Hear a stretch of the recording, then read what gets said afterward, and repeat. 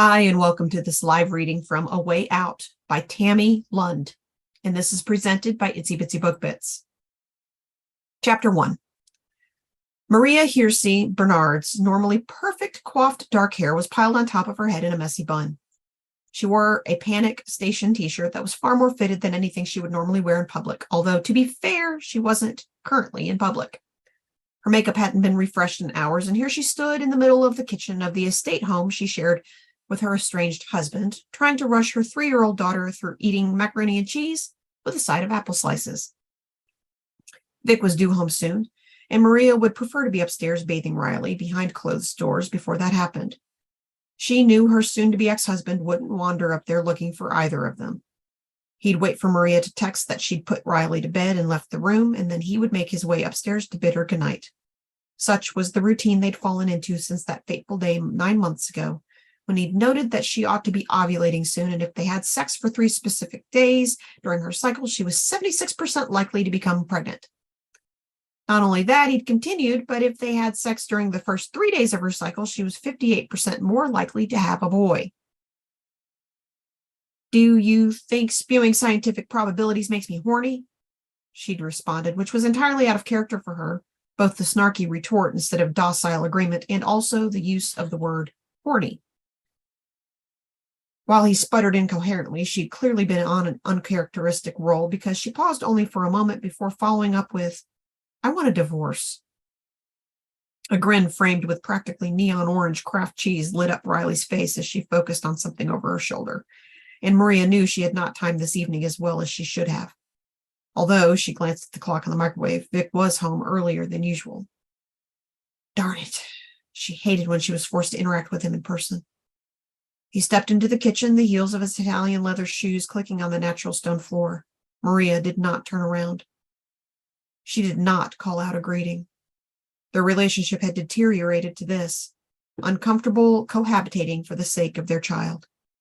Riley seemed oblivious to the fact that rarely were her parents in the same room together, nor did they speak in person very often. But Maria knew it was only a matter of time before their daughter picked up on the tension and it began to affect her. Maria hadn't yet worked out how she would handle that inevitable moment. In truth, she'd lived in the same sort of household until she went to Seattle for college, and she'd turned out, well, yes, she most certainly needed to figure out a solution that would not set Riley up to follow in Maria's footsteps. Vic stepped up next to her, so close that the sleeve of his Armani suit whispered past her arm. Maria kept her face forward, did not look at him. Sometimes she'd try to recall the good times, would even attempt to talk herself into reconciling with Vic, except the good times in retrospect hadn't been good at all.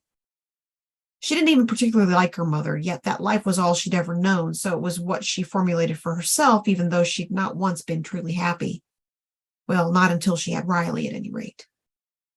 Since then, those moments of happiness had revolved entirely around Riley. Not a single one had involved her husband. She'd not even felt all gooey and mushy over watching him interact with their child, because he rarely had until she'd asked for the divorce. And whatever interaction he now had was not within her sight normally.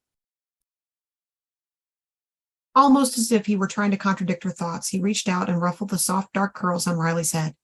His daughter thrust out her chubby arms, but he stepped slightly out of reach and slapped something onto the counter so hard, Maria winced and Riley's mouth fell open.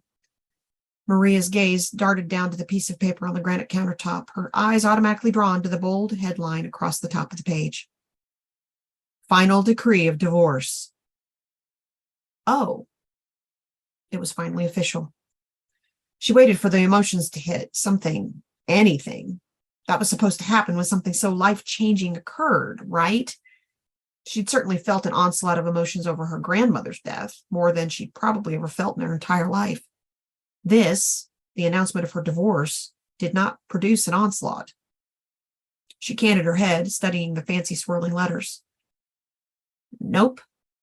No reaction. Oh, wait. There it was. Relief. Was that supposed to happen? She had no idea. She didn't have any close friends who had divorced.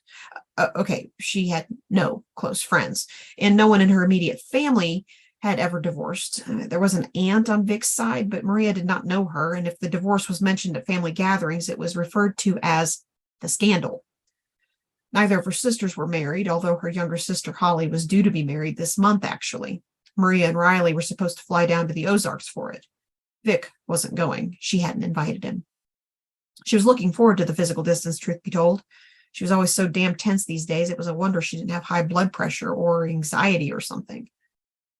I want you out of the house, Vic said, and for the first time in months, Maria fully turned to face him to really look at him. He'd changed. Not much, but there were small details that were noticeable now that she actually focused on him.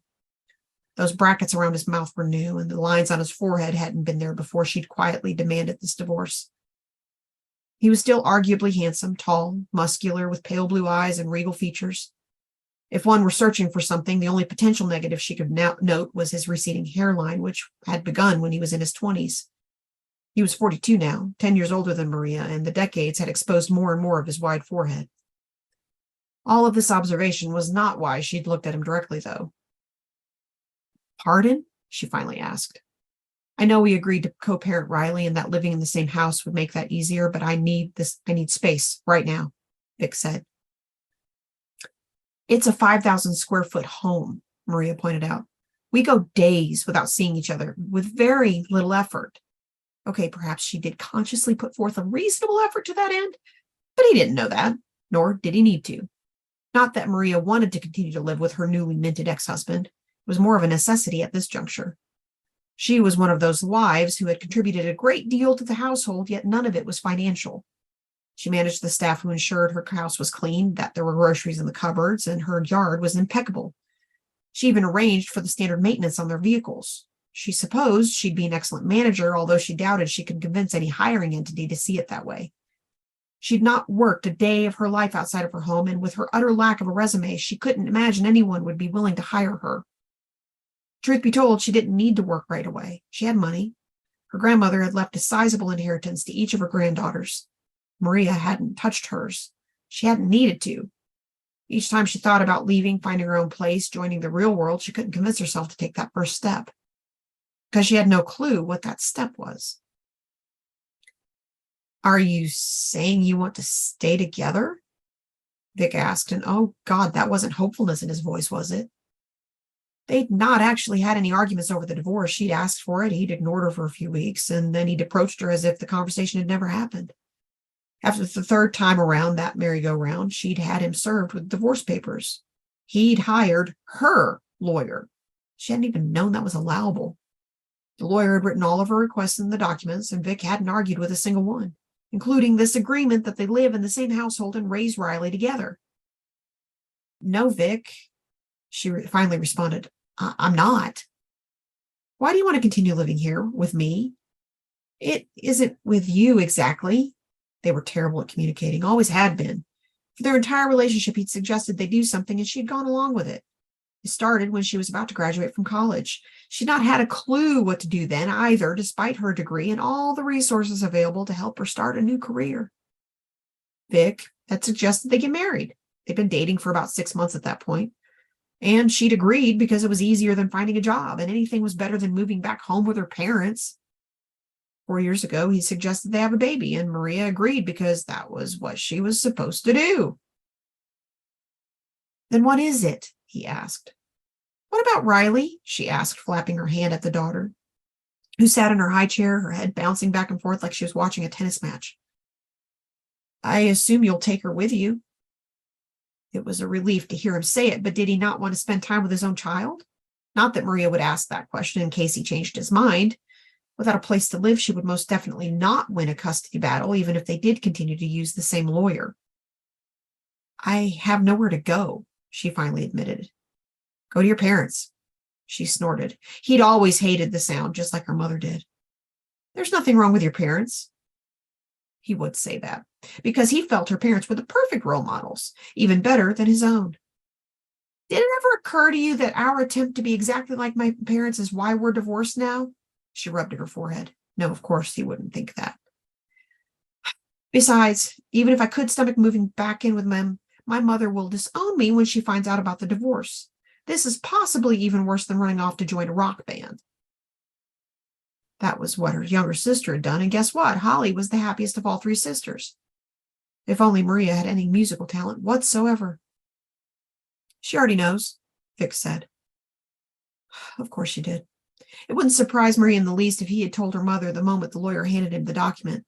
He had a bit of an Oedipus complex for her mother. If Maria weren't so convinced that they both hated scandal so much, she'd almost think they were having an affair. Hell, her father would never notice he was too busy working.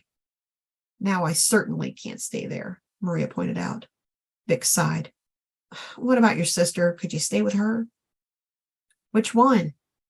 Like her mother, Vic preferred to pretend Maria had only one sister, Ava, who lived in New York City and worked as much as their father and kept the entire family at arm's length at all times. Maria was much closer to Holly, which was a topic one did not discuss in either the Hearsy or Bernard household. Ava, of course, Vic said.